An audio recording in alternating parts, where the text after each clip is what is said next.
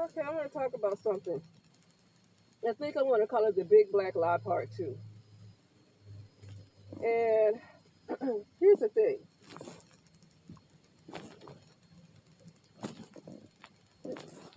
Okay, as much as brown people talk about their suffering, and I'm talking about really pro blackness, right? And talk about how much they hate the white man and how much they hate this and hate that, and calling people sellouts for whatever reason. Number one, can't no brown person living in the United States of America or any west part of the Western world who's working for any European or anybody other than a brown person, have room to call somebody else a sellout. Even if they are a brown person that have their own business with a lot of so-called, you know, white customers or whatever, or if they go shopping at Target. No brown person in the United States of America have any room to call another person a sellout. Okay, but here's what I want to say though. They don't really want to be free. They don't really want independence. And the reason why, and I'm talking about the people who really, really go and complain about this system or about the system that's falling. But what good is it to even brag on the system that's falling if they really don't have any motivation to build anything of their own? Because if they would have had any motivation to build anything of their own, they would have already done it, right? Even in the United States of America, you can purchase certain lands. You can purchase your own state.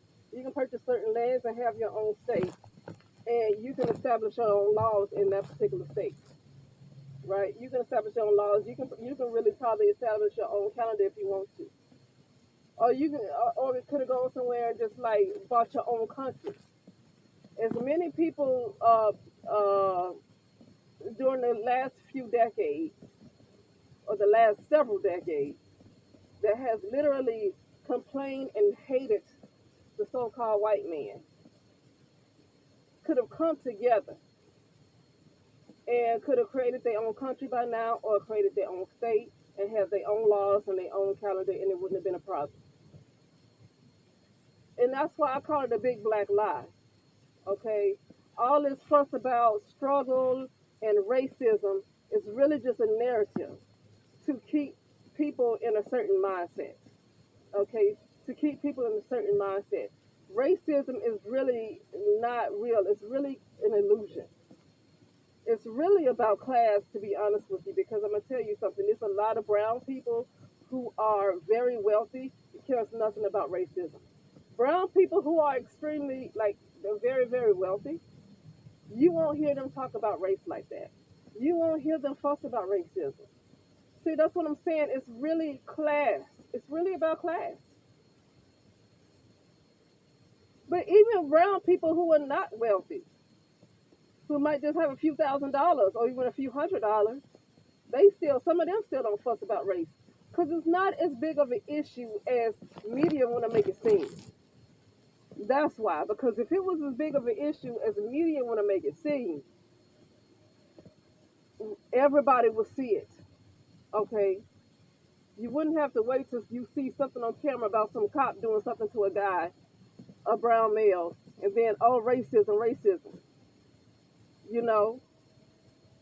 But I want to say that the fact that people, and I'm talking about the people who are extremely, I would say pro-black, I'll say, extremely pro-black, or even if they're not pro-black, just want to complain so much about the Western world, want to complain so much about Babylon, which Babylon is not necessarily European. See, they want to just call Europeans Babylon when Babylon existed before Europeans. So when people talk about the fall of Babylon, do they know what they're talking about? Because the Babylon is not just Europeans. Babylon started with black people. Okay, so what is really the fall of Babylon? Okay, what is really the fall of Babylon? I'll just say this. Sometimes I have my eyes closed, and I'm not necessarily purposely meditating, but sometimes when I have my eyes closed, I see things. And in 2020, I think it was 2020, or was it? Yeah, 2020. I was just laying down, my eyes closed, and next thing you know, what they would call the Washington Monument, which I call an obelisk. Okay, this Obelisk. I'll call it the obelisk. A lot of people call it the Washington Monument, right? Looked like something struck it down and it just fell, right? Why would that, of all things, be struck down? And you can look up what really does an obelisk represent. What does an obelisk represent? And then, like I said, it's a Washington Monument. Look up what the Washington Monument looks like. Look up the Washington Monument. An obelisk is supposed to represent patriarchy. Obelisk is supposed to represent patriarchy. It's supposed to be the penis. The penis. But it's not necessarily saying you're against somebody with a penis. You know what I mean? So what I'm saying is the obelisk is supposed to represent what you would call a penis, patriarchy. Okay? And that's the one thing I saw struck down. But the way I interpreted it back then is that, okay, that's the fall of the United States of America. But then why would I see an obelisk struck down? Why couldn't I just see something else that was struck down, right? Why couldn't I see something else that was struck down, right? And so that let me know that, yeah, Babylon is falling, but Babylon did not start with the white man. And you still have these people, brown people, that want to say, yeah, Babylon is falling, Babylon is falling. Why are you excited? Even though the females who do that, okay, but you're still male identified though. A lot of females is doing that are male identified because they think Babylon is all about this white man when it started before the white man. Okay, so if Babylon is falling and they still male identified, and especially the males that's against the feminine, the masculine principle that you want to call it, the masculine principle, or just anybody that's against the real divine feminine, okay, that really like divine feminine is it's not really about whether you're a man or a woman, right? It's just if you're against that particular type of energy that's coming back, okay. But yeah, I see a lot of brown people talking about Babylon is falling because they think it's just associated with Europeans. But a lot of brown people ain't gonna make it because they don't know what Babylon is. And I know I get it, because honestly, okay, what happens is the people that a lot of us have listened to, a lot of the scholars that we have listened to, whether it's Dr. Ben, whether it's all the other ones that we've listened to from the past, they don't want to talk about themselves. They don't want to talk about how a lot of stuff would have been started by brown people. A lot of this stuff that we see wrong in the first place has been kicked off by brown people, and it's gotten worse over time. Okay? And the people, I guess, who they might have wanted to create to be their slaves, and I'm talking about certain brown people, not all brown people you see, that they probably wanted to create to be their slaves, turn around and enslave them. Okay? But,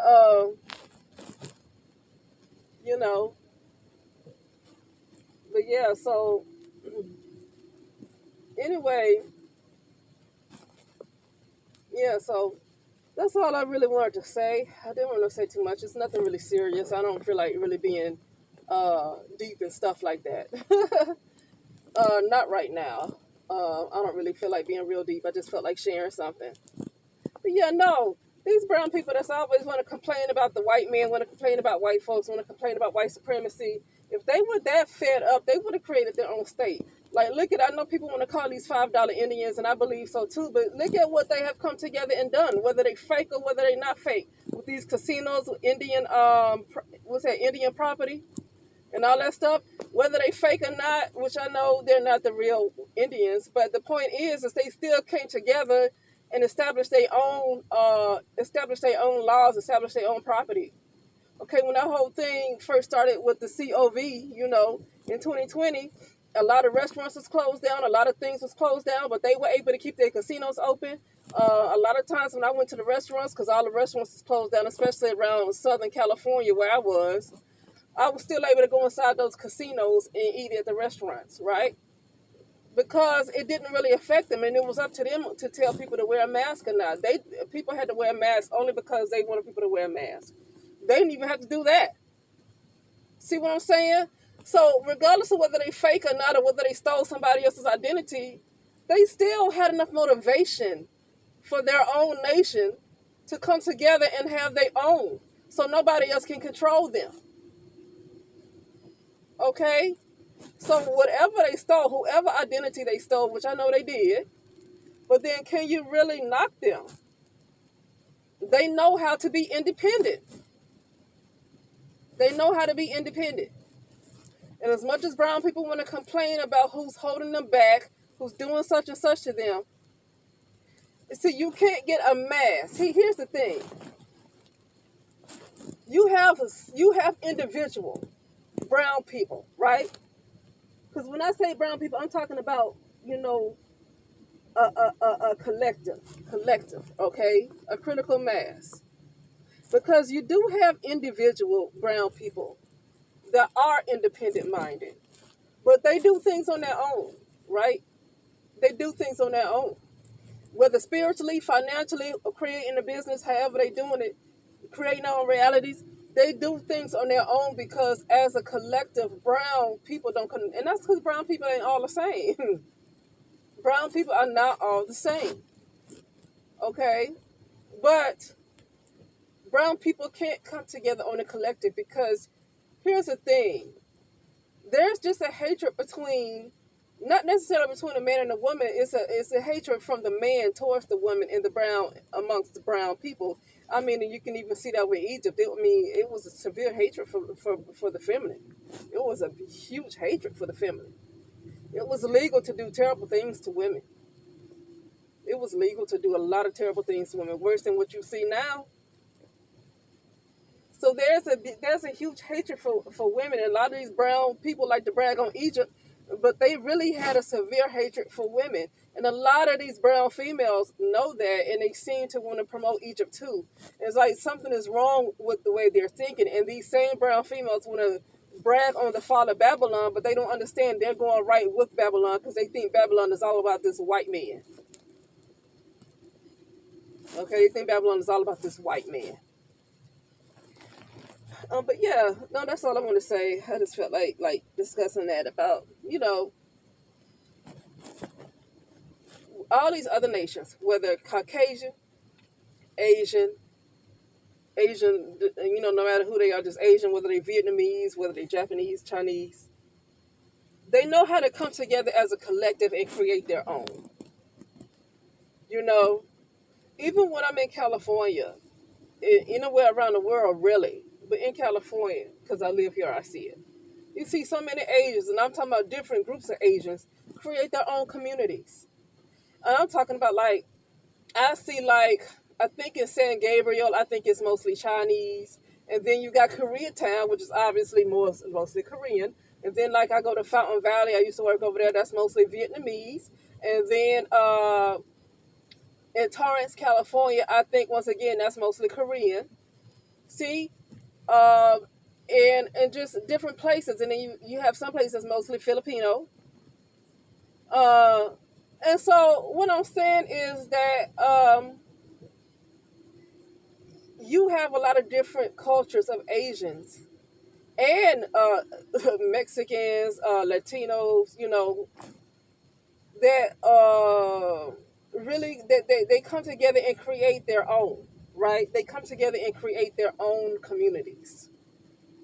And see, you can't have brown people to unify enough to create their own community.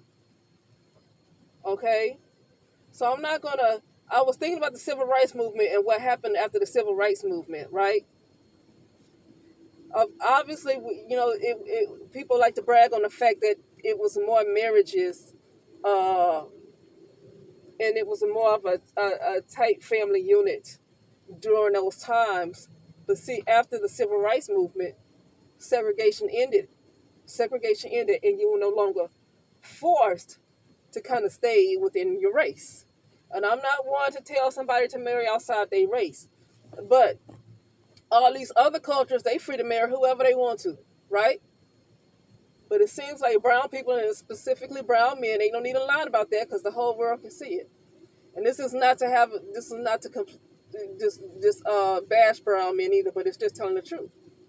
After civil rights ended, they went, brown men and brown and white women got together in the droves. Okay, and this is not to start any conversation about that and get on who somebody is dating and get on interracial dating. I don't care about that. See, I don't care about interracial dating, but I'm looking at the division that always happened between brown people and the reason why they could never. I don't care how much they want to say somebody stole their identity. And let me tell you something. I really believe I'm indigenous to the United States too, right? But here's the thing. When a group of other people, when they're better, they're just better. And I'm sorry. I think whether they stole our identity, because I really believe I'm indigenous, but I believe I have bloodlines in other areas too. Like when I went to India, I can feel that I had other bloodlines in the area, right? That's because we kind of lived all over. We kind of lived all over. We've been all over. Okay, this is not necessarily our first trip in this particular life, especially when the physical reality is an illusion anyway. But anyway, so I kind of been all over the world, okay? But I can definitely tell I was here. I can definitely tell I was here before the European got here. That I do know because I've seen it, okay? I've seen images, okay? But be that as it may, what happened to break up the indigenous people? What happened? Oh, a deal that went wrong. But see, the problem is there was already division during that time. Nobody wants to talk about there was already division between the man and the woman, even around that time. Nobody can just come in and take what's yours and just really divide you like that. If you are that headstrong that you don't want to be separated. There's a lot of brown people in the world that the Caucasians were not able to get to. Why? Because they're very strong in their culture. See, because the same thing that was offered to brown people in the United States of America was offered to some Asian people too. It was offered to other cultures. Brown people took the bait. Because the division was always there before the white man even arrived. The division was already there. And I heard an African woman talk about that. She's from Kenya. Talk about he was able to get in and take over because the brown people, and she, because she's African, she was talking about Africans, was so divided. They were divided already. And how were they divided? The man and the woman was divided. Because if it was only women, they wouldn't be divided. Women were never divided amongst each other. Women started becoming divided once they got introduced to another group of people from somewhere else. Okay? And there's a whole story to talk about what this is and if it's real and if it's like a copy of what's supposed to be real. There's a whole thing. There's a lot to research about that too. It's really a lot to know. And at this point, it's time to really get information.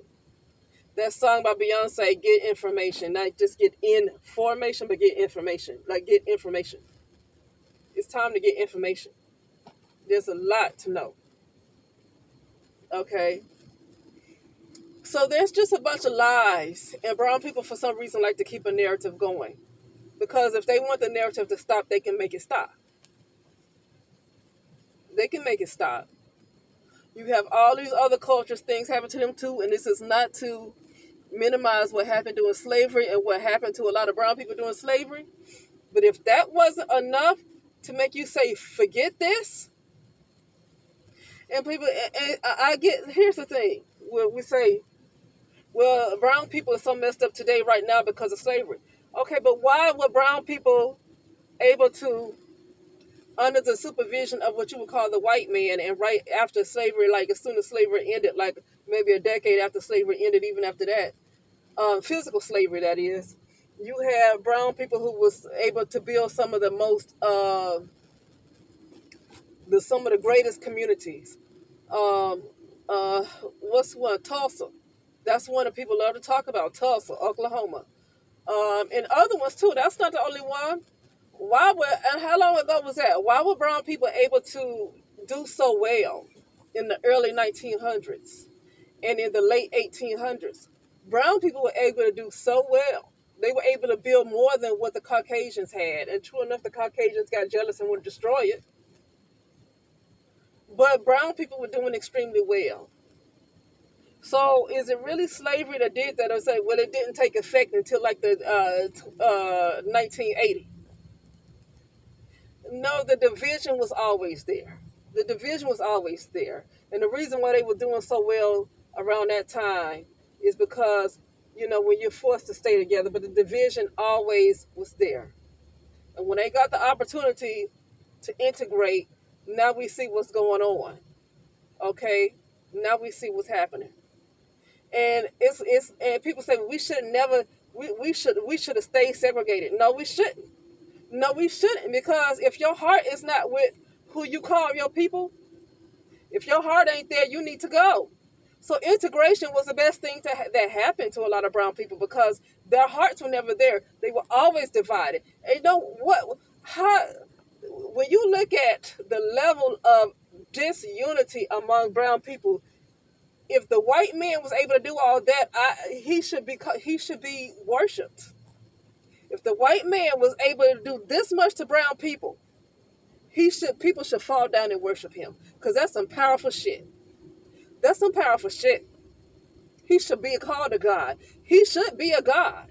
That he was able to do that much to Africa. You got people, and brown people supposedly populated the planet, which I believe, and it was supposedly populated by brown people. But the narrative you hear from a lot of brown folks in Africa, and the narrative you hear from brown folks in the United States, is everything is the white man's fault. If the white man was able to mess up like Africa, so a lot of parts of Africa and the United States, and get brown people this confused, he deserves to be worshipped. When they want to say, well, this brown woman love this white man, she should love him. If the brown woman loved the white man, she should love him. Because look at what the hell he accomplished to get people who are indigenous to what you would call so-called Earth, to get people that was indigenous to the planet, to confuse them like that. Hell, she should love him. She should love him. That's not to say I do, but I'm saying, some people want to complain about this brown woman, is it? Well, heck, look at what he's able to accomplish. The fact that this group of people came after. So you saying, see, white people can't give birth to a black person, but brown people have created the white man and the white woman in all races, right? But you got the brown woman and the brown male that can create all races, but then you get this race that came after them that can dominate the mind like that. He should be worshipped. I'm sorry, he just should be worshipped. Really, the white man has a mother that gives him advice too. I just want to make that clear. Okay? I want to make that clear. He has a mother that gives him some advice. Okay? So, yeah, that's it. Yeah, the main thing I just want to talk about is how brown people just always divided. It was always division. And let me tell you why it was always division. Because brown people are out of divine order. Patriarchy is not divine order for brown people. Patriarchy is divine order for so-called white people. Okay? And the so-called Asians that you might see today, that's mostly that you see in media and, other groups, it might be divine order for them. Okay, even though it's still a lot of those, in those cultures, there's still a hatred for feminine amongst a lot of males in those cultures too. But still, their nations seem to want to stick together. They seem to care about their community, even though there is always problems between the masculine and the feminine and all those other cultures too. There's still a pride in their culture. There's still some kind of pride in their culture. There is no pride in the culture in the United States of America, and really a lot of parts of Africa, honestly, because I listened to an African lady talk, and I understand Africa is a continent. But I'm talking about just a lot of parts of Africa, not all. How was this white man able to get in and just convert a lot of them into Christianity like that? Okay? And I'm not talking about brown Americans. I'm talking about get in the continent of Africa. with all these previous spiritual practices, and they were able to get in and just convert them to Christianity like that. How was that able to happen on the whole continent like that? Right? But that's because division already existed. That's because division was already there. And it's because they're out of divine order. It's just that simple. It can't be fixed under patriarchy because they're out of divine order. Okay? They're out of divine order. And that's why a lot of these guys, a lot of these people, I don't want to listen to anymore. Even some of the females I hear on YouTube, I don't want to listen to them no more. I don't really listen to them. There's some good things that people say, but honestly, with the fall of Babylon, which is not just about the white man, and you still have people that don't want to talk about brown people being out of divine order. And the obelisk, when I saw that struck down, that's a penis. The obelisk just represents a penis. That's what was struck down. Okay? It's not about the white man. It's not about Europeans. Okay? So anyway, yeah. So and you still have, they not comfortable telling the truth. They still not comfortable telling the truth. Then the brown people are just going to lose. Yeah, okay, things are getting back in order, but a lot of brown people that we see, even Africans, so-called brown Americans, black Americans, and around the world, they're not going to be in that particular new cycle because they're out of order. They don't even want to teach each other the truth. To this day, they don't want to be honest and teach each other the truth because you know why? Because people are still, like, their mouths are still shut about it. They're still forced to shut up about it. And so the people who really talk about it and who really are into matriarchal practices, they're quiet. They're quiet. But this is the end of Babylon. And you still have brown people worldwide, really, that in a big mass, they can't even discuss it yet. So we ain't going to see a lot of brown people in that new cycle. A lot of brown people are going to be going along with what the Europeans, if they feel like the Europeans if they feel like that's Babylon, like Babylon started with the white man. But a lot of brown people are going to be going along with them because the brown people don't want to tell the truth. That was part of my Big Blk Lie Part 1. The brown people don't want to be honest about who started this.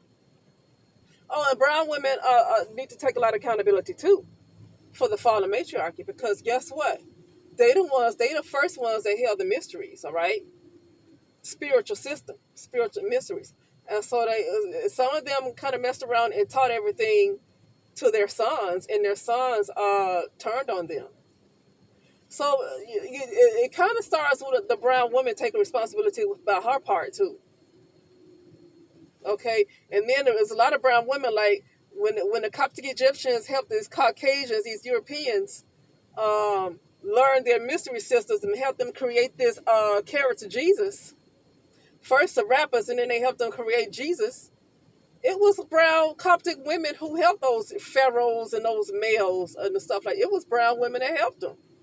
So brown women have a lot of responsibility to take because really they were more knowledgeable spiritually. They had more knowledge spiritually, and the fact that the male knew what he knows, a lot of it comes from the brown woman. Even when you look at entities in higher realms, you'll see the feminine along with the two. Okay, you just in the patriarchy, you just hear people keep talking about the male, but there's a feminine there too. There's always been the feminine that was always supporting the male. Okay, so we ain't gonna see a lot of brown people. I don't know when everything is gonna be finished. It's gonna take some time, but when it is complete, there's a lot of brown people that's not gonna be in that new cycle. Because you gotta get in order. You gotta get in divine order. It's not about just being a woman, and it's not about being a man. Like, you're not gonna be destroyed just because you're a person with a penis or just a male. And you're not gonna be safe because you're a brown woman. You're not safe off of being a brown woman. It's about being in divine order with this new upcoming cycle. Okay? Anyway, I think that is all I have to say. And that is it. All right.